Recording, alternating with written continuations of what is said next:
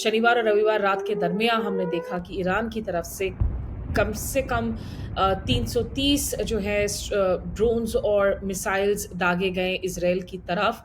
और जो ताज़ा टेंशन है उसकी जड़ में है 1 अप्रैल को हुआ एक हमला जो ईरान ने कहा है कि इसराइल की तरफ से किया गया। ईरानियन जो कॉन्सुलेट है सीरिया की कैपिटल डमास्कस में, उसमें 7 लोग मारे गए थे और जिसमें ईरान के 2 टॉप जनरल्स भी शामिल थे।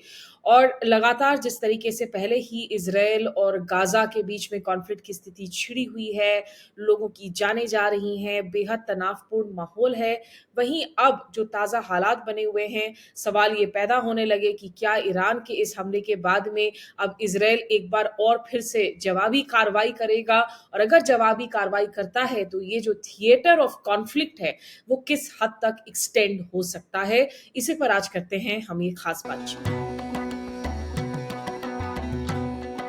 नमस्कार, आदाब। व्यूए इंडिया की इस खास पेशकश में आपका स्वागत है। मैं स्मिता शर्मा हूँ। इस वक्त मेरे साथ बातचीत करने के लिए हरिंदर मिश्रा जुड़ रहे हैं। आप जर्नलिस्ट हैं, जेरूसलम में हैं वीओए इंडिया के साथ। हरिंदर, अगर सबसे पहले मैं शुरुआत कर सकूं कि मौजूदा हालात इस वक्त क्या है, किस लेवल ऑफ अलर्टनेस पर नजर आ रहा है इसराइल? देखिए, कल तक तो यहाँ पर बिल्कुल इजराइल हाई अलर्ट पे था। यहाँ हर तरह की सतर्कता बरती जा रही थी और जो फौज के भी लोग हैं वो चारों तरफ उस तरह से नजर आ रहे थे। और यहाँ की जो लोकल स्थानीय जो अथॉरिटीज हैं उनकी ओर से भी लोगों को रह रह करके सलाह दी जा रही थी। यहाँ पर कई तरह के निर्देश दिए जा रहे थे और कहा जा रहा था कि सुरक्षित घरों को लोग जो हैं वो ठीक से क्लियर करके, साफ करके उसको तैयार रखें। अगर जरूरत पड़ेगी तो उन्हें वहां पर जाना होगा। लेकिन आपको ये बता दूं कि साथ ही साथ लोगों को ये भी कहा जा रहा था कि वो संयम बरतें, किसी तरह की घबराने की कोई बात नहीं है। साथ ही साथ इजरायली जो फौज है उसके तरफ से लगातार इस तरह के बयान आ रहे थे और लोगों को कहा जा रहा था कि वो हर तरह की संभावना के लिए वो तैयार हैं। वो हमला होता है तो उसे रोकने के लिए तैयार हैं और अगर जरूरत पड़ी तो हमला करने के लिए भी तैयार हैं। तो इस तरह के जो वहां से बड़े रीएश्योरिंग जो मैसेजेस आ रहे थे इजरायली फौज की तरफ से, उसको लेकर के यहाँ पर कोई बहुत ज्यादा घबराहट या अफरा तफरी नजर नहीं आ रही थी। लोग जो हैं वो सामान्य तरीके से अपना जनजीवन जो है वो व्यतीत करते हुए कल भी नजर आए। और आज तो बिल्कुल जैसे कि सुबह यहाँ पर इसराइली फौज की तरफ से जब कहा गया कि 99% जो वहां से मिसाइल इसराइल पर दागे गए थे, तकरीबन 320-30 जो वहां से मिसाइल ईरान से इसराइल के ऊपर दागे गए थे, उनमें 99% मिसाइल्स को इन्होंने इंटरसेप्ट कर लिया है। तो उसके बाद लोगों ने यहाँ पर चैन की जो एक राहत की सांस ली और लोग जो है उसके पास आज पूरा दिन जो है यहाँ बिल्कुल सब कुछ सामान्य दिखा। यहाँ जो स्कूल हैं वो वैसे भी आज से छुट्टियां शुरू हो रही थी पास ओवर की, तो स्कूल वैसे ही बंद थे। लेकिन बाकी भी जो शैक्षणिक संस्थान है वहां भी लोग जो हैं उन्हें इस बात की इजाजत दी गई कि अगर उन्हें आना जरूरी ना हो तो घर से भी काम कर सकते हैं। लेकिन बाकी सारे दफ्तर, सरकारी दफ्तर हों या फिर प्राइवेट कंपनियों के दफ्तर हों, वो सभी आज खुले हुए थे। तो जनजीवन बिल्कुल सामान्य नजर आया। क्या आप थोड़ा-सा ये जो आयरन डोम है ना, हम जिसकी बात करते हैं बार-बार इज़राइल में, जो तस्वीरें आई शनिवार और रविवार रात के दरमियान के बीच में, कि एक बराज ऑफ ड्रोन्स और जो मिसाइल स्ट्राइक किया गया ईरान की तरफ से, ये इमेजेस शेयर की जा रही थी सोशल मीडिया में। अब जैसा इज़राइल ने कहा कि 97 टू 99% उन्होंने इंटरसेप्ट कर लिया। ये इंटरसेप्ट डोम के बारे में ज़रा-सा बताइए ऑडियंसेस को कि ये क्या है? देखिए, ये आयरन डोम जो एंटी मिसाइल सिस्टम है, ये इसराइल जो है ये अपने आप को इसराइल इसे एक अनोखा इनोवेशन के तौर पर प्रस्तुत करता रहा है और ये भी कहता रहा है कि इसकी वजह से बहुत सारे जो हमले आज तक इसराइल पे हुए हैं पिछले कई सालों के दौरान, वो उसे बचा पाया है। आपको ये भी बताऊं कि इसका बड़ा एक दिलचस्प पहलू भी है, क्योंकि जब इसको लेकर के जिस व्यक्ति ने इसका आविष्कार किया और उसे बहुत ज्यादा जो है शुरू में उसे प्रोत्साहित नहीं किया जा रहा था, इसकी जरूरत लोगों को महसूस नहीं हो रही थी। लेकिन एक व्यक्ति जो है विशेष करके फौजी अधिकारी, उसको ऐसा लगा कि ये बहुत ही जरूरी है इसराइल के लिए और काफी कुछ विरोध के बावजूद उसने इसको डेवलप किया और उसे बाद में इसराइल प्राइज से भी नवाजा गया। तो ये एक ऐसा सिस्टम है जो कि पहले तो वो डिटेक्ट करता है जब भी कोई मिसाइल या कोई भी प्रोजेक्टाइल इसराइल की ओर दागा जाता है और फिर उसको सही समय पर आकर के वो बिल्कुल हवा में ही उसको इंटरसेप्ट कर लेता है। हुँ, खास जो इस बार की बात, जो खास बात जो रही वो ये है कि ज़्यादातर जो इंटरसेप्शन इस बार हुआ है, वो ये मिसाइल को उन्होंने इस्राएली एयर स्पेस के बाहर ही जो है वो रोकने में कामयाब हो गए हैं। और हुँ, इस्राइल इस मामले में एक और बात कहूँगा कि इस्राइल को इसमें काफ़ी मदद और भी देशों से मिली है। अमेरिका, फ्रांस, ब्रिटेन और जॉर्डन ने भी कई सारे जो प्रोजेक्टाइल्स हैं जो उधर से आ रहे थे, प्रोजेक्टाइल्स में ज़्यादातर जो हैं वो ड्रोन्स थे या फिर क्रूज और बैलिस्टिक मिसाइल्स थे। तो उनको रोकने में इन लोगों ने भी मदद की।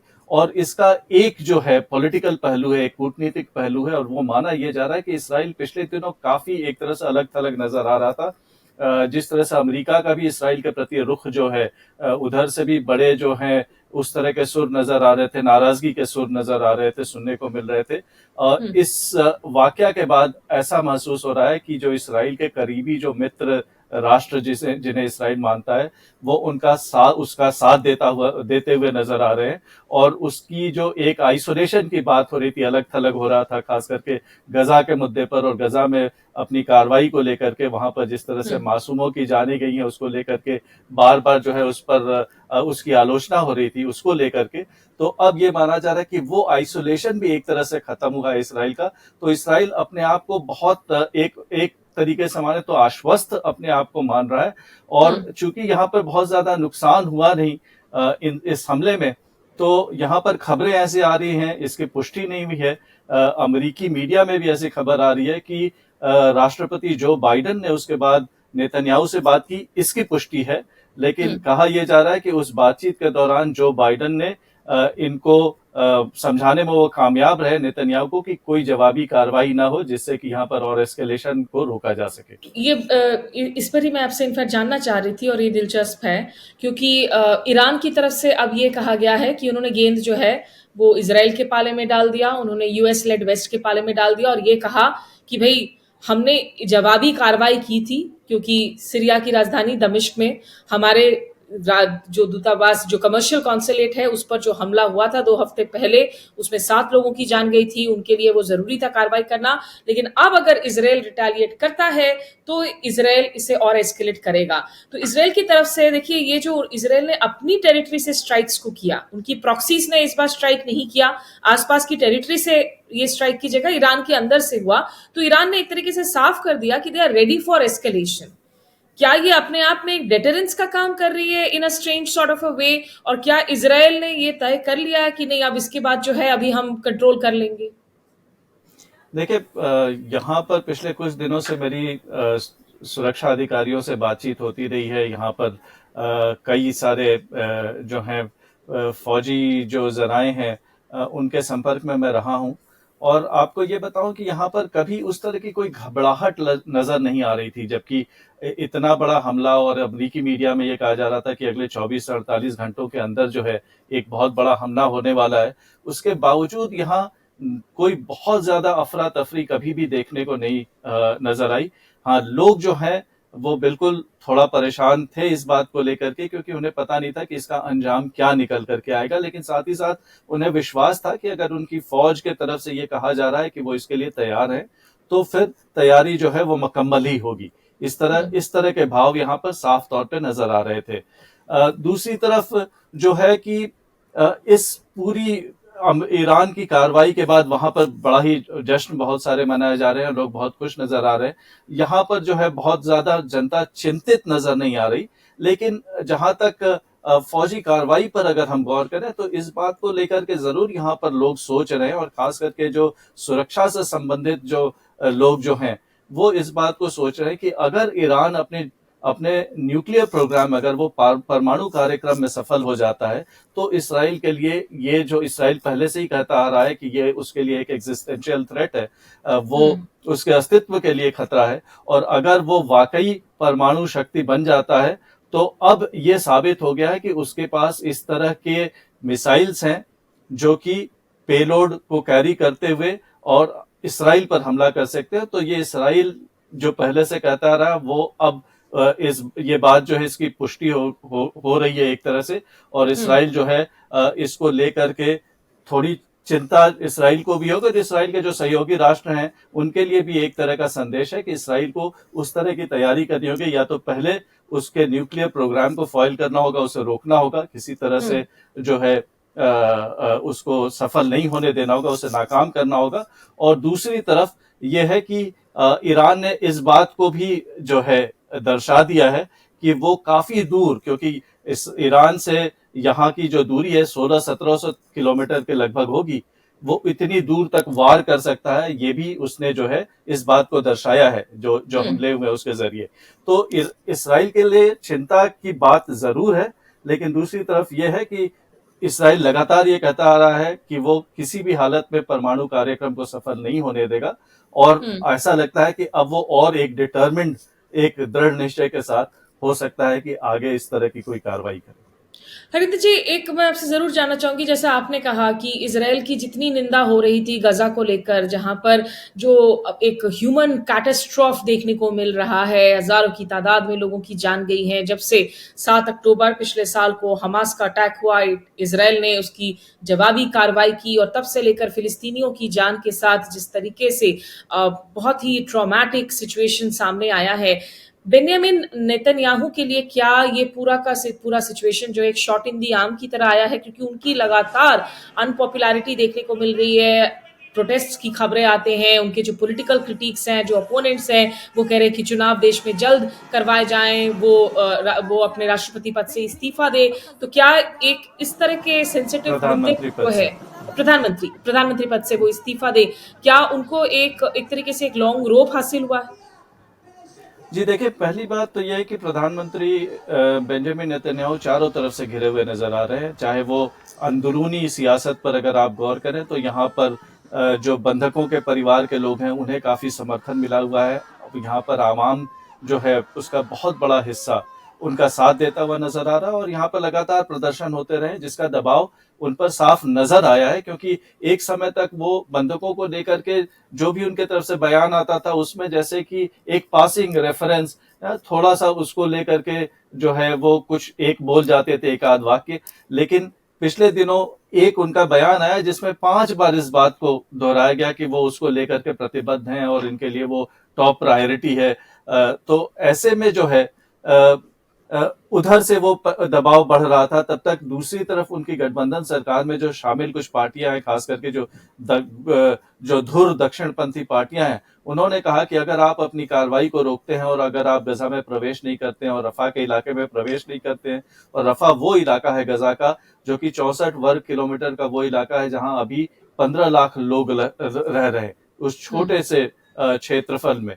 तो वहां पर अगर किसी तरह की बड़ी कार्रवाई होती है तो माना यह जा रहा है कि जिस आपने जो कैटास्ट्रोफी की बात की, वहां पे और जो है संकट गहरा सकता है, मानवीय सतह पर संकट और भी ज्यादा गहरा सकता है। तो ऐसे में वो उधर वो उनको घरेलू राजनीति में परेशानी है, लेकिन साथ ही साथ अमेरिका जो कि सबसे मित्र राष्ट्र है, सबसे जो घनिष्ठ मित्र राष्ट्र है इसराइल का, उसके तरफ से भी और जो बाइडेन के भी तरफ से जो हमले हुए हैं, इसराइल की आलोचना हुई है, वो इसराइल की आलोचना नहीं हुई है, उनकी आलोचना सीधे सीधे प्रधानमंत्री बेंजामिन नेतन्याहू के खिलाफ उनके हुँ, सारे बयान रहे हैं। तो ऐसे में वो बाहर से भी जो है एक तरह से अलग थलग होते हुए नजर आए हैं। उनका आइसोलेशन जो है वो पूरी तरह से कंप्लीट है। एक और जो खास पहलू है वो ये है कि न सिर्फ जो बाइडेन की कभी उनके साथ नहीं बनी, बल्कि ट्रंप भी उनसे काफी नाराज चल रहे हैं। तो हुँ, अमेरिका के चुनाव के बाद चाहे जो भी राष्ट्रपति बने, वो बेंजामिन नेतन्याहू का साथ देता हुआ नजर नहीं आएगा। और इसराइल जो है वो इस हद तक अमेरिका पर निर्भर है, काफी हद तक अमेरिका पर निर्भर है कि यहाँ पर कोई ऐसा प्रधानमंत्री जिसका कि अमेरिकी राष्ट्रपति या अमेरिकी प्रशासन उसके साथ न हो, ये जो है लोग भी इसे बहुत ज्यादा जो है बर्दाश्त नहीं कर पाएंगे। तो ऐसे में ठीक है। बेंजामिन नेतन्याहू पे बिल्कुल उनकी परेशानियां जो है वो काफी बढ़ गई हैं, इसमें हुँ, कोई शक नहीं। लेकिन जहां तक ईरान का जो मसला है जिसको लेकर के आपने सवाल किया, तो उसमें आपको ये बताऊं कि इस तरह के जो फैसले होते हैं, जिस तरह का अगर इसराइल ने ये कथित कार्रवाई की है दमिश्क में, तो ये फैसला उनका अकेले का नहीं रहा होगा, ये फैसला जो है वो वॉर कैबिनेट का फैसला रहा होगा, और उसमें और भी मंत्री शामिल होंगे, और उसमें हुँ। फौजी जो अहलकार हैं वो भी शामिल होंगे, उनका अकेले का फैसला नहीं रहा होगा। आखिरी 2 सवाल हरिंदर जी आपसे, क्योंकि ये जो दमास्कस का अटैक हुआ पहली अप्रैल को, इसमें जो 7 लोग मारे गए, उसमें जो सबसे बड़ी बात थी ईरान के लिए कि ईरान की जो एलीट कुद्स फ़ोर्स है, उनके जो commander brigadier general Mohammad Reza Zahedi, वो भी मारे जाते हैं और उनके deputy brigadier general Mohammad Hadi Haji Rahimi, उनका नाम भी शामिल था। खास करके 2020 में जब सुलेमान कासमी के मौत के बाद हम देख रहे हैं कि ये टॉप कुड्स उनकी फोर्स के जनरल की मौत होती है। मीडिया के अंदर, क्योंकि इसराइल में एक काफी फ्री प्रेस भी देखने को मिलता है जो काफी क्रिटिकल हो जाती है प्रधानमंत्री के, उनके कैबिनेट की। मीडिया के अंदर क्या चर्चाएं रही इसराइल की इस इसराइल पर जो आरोप लगे कि आपकी हमले की वजह से ये जान गए, और उसके बाद जो कार्रवाई हो रही है, मीडिया के अंदर किस तरह की आपको आवाजें सुनाई दे रही है? देखिए, यहाँ आपने जो कहा कि मीडिया काफ़ी हद तक फ्री है, इसमें कोई संदेह नहीं है कि मीडिया यहाँ काफ़ी आक्रामक रहा है प्रधानमंत्री बेंजामिन नेतन्याहू के खिलाफ। और बेंजामिन नेतन्याहू और उनकी पत्नी जो हैं सारा नेतन्याहू, वो अक्सर जो है उस मीडिया के खिलाफ गलत टिप्पणी करती नहीं है, उसके वो वापस मीडिया के तरफ बोलो, उनका भी आक्रामक रुख रहा है। मीडिया में दोनों तरफ के, उसके बावजूद मीडिया में दोनों तरह की बातें आती रही हैं। मीडिया में ये कहा जाता रहा है कि अगर अंतर्राष्ट्रीय मीडिया के हवाले से, कि अगर ये जो बात अंतर्राष्ट्रीय मीडिया में कही जा रही है, क्योंकि इसराइल ने न तो इस हमले को स्वीकारा है, न ही उससे इनकार किया, और इसराइल की इस तरह की पॉलिसी रही है। तो कह रहे हैं कि अगर ये सही है कि इसराइल ने ये कार्रवाई की है और सारी बातें जो अंतर्राष्ट्रीय मीडिया में कही जा रही हैं अगर वो सही है, तो ये एक तरफ बहुत ही बड़े इंटेलिजेंस सक्सेस को दर्शाता है कि हम्म।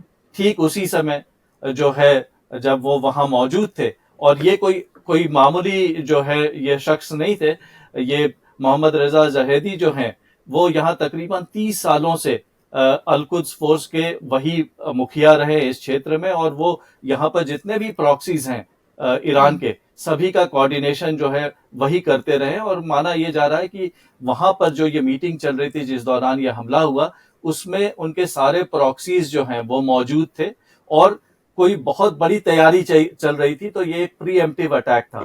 तो अगर उस तरह से देखें तो ये बहुत बड़ी कामयाबी के तौर पे भी इसे कई सारी जो मीडिया आउटलेट्स हैं उसे बहुत बड़ी कामयाबी के तौर पे देख रही है।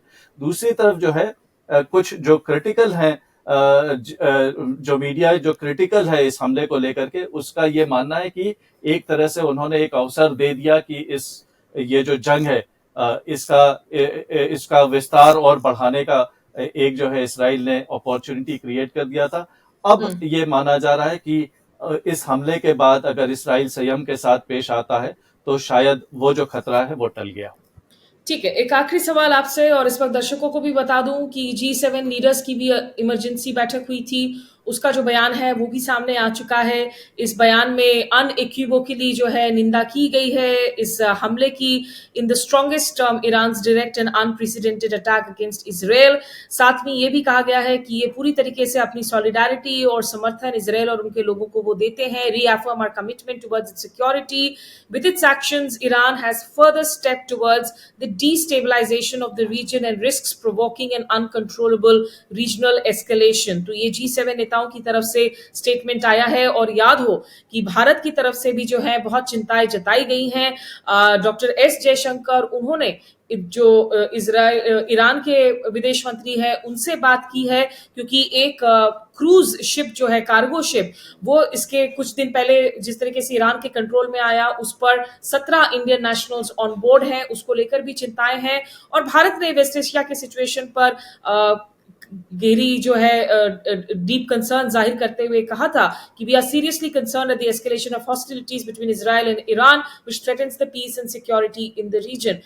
क्या ये अगले 48 से 72 घंटे अभी भी नाजुक बने हुए हैं, या अभी जो है worst is over for now आपको लग रहा है? और पर्दे के पीछे इसराइल के साथ इस वक्त कौन से ऐसे मुल्क हैं जो दरअसल कुछ लीवर्स जो है वो पुल कर रहे होंगे?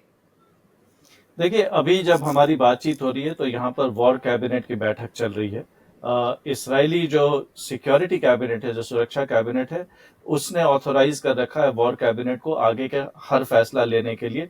मतलब ये कि अब वो वॉर कैबिनेट का जो फैसला है वो अंतिम फैसला होगा, उसे सिक्योरिटी कैबिनेट द्वारा जो है उसे ऑथोराइज करने की जरूरत नहीं होगी। ये इस बैठक में ये माना जा रहा है कि आगे की कार्रवाई जो है वो तय होगी, लेकिन ये कहा जा रहा है कि इसराइल जो है अब शायद, वह पहले भी इसराइल टारगेटेड जो है अटैक्स, प्रीएम्प्टिव मेजर्स जो है उस पर ज्यादा इसराइल का यकीन रहा है। तो माना यह जा रहा है कि आगे भी इसराइली जो कार्रवाई है वो उसी तरह की होगी और सीधी तौर पे कोई आगे इस जंग को बढ़ाने की कोशिश इसराइल की तरफ से नहीं की जाएगी, क्योंकि उस रास्ते में उस पद्धति पर इसराइल जो है वो ज्यादा कामयाब रहा है। और वैसे भी जो इसराइल के सामने चुनौतियां हैं, जैसे कि परमाणु कार्यक्रम को लेकर के ईरान की चुनौती हो, या फिर बाकी भी अभी जिस तरह की चुनौतियां हैं, और अंतर्राष्ट्रीय समुदाय उसका साथ छोड़ता हुआ नजर आ रहा था। और उस समय भी अमेरिका के तरफ से कहा गया था कि कि इसराइल अपना अपनी स्ट्रैटेजी जो है उसको बदले। तो उस हिकमत अमली को बदलते हुए इसराइल वैसे भी गजा में भी टारगेटेड अटैक्स पर जो है ज्यादा विश्वास दिखा रहा है। तो हुँ। ऐसे में माना जा रहा है कि जो भी कार्रवाई होगी इसराइल की तरफ से वो काफी सोच समझ करके और टारगेटेड होगी, न कि आनन फानन में कोई बहुत बड़ा जो है कदम इसराइल उठाएगा।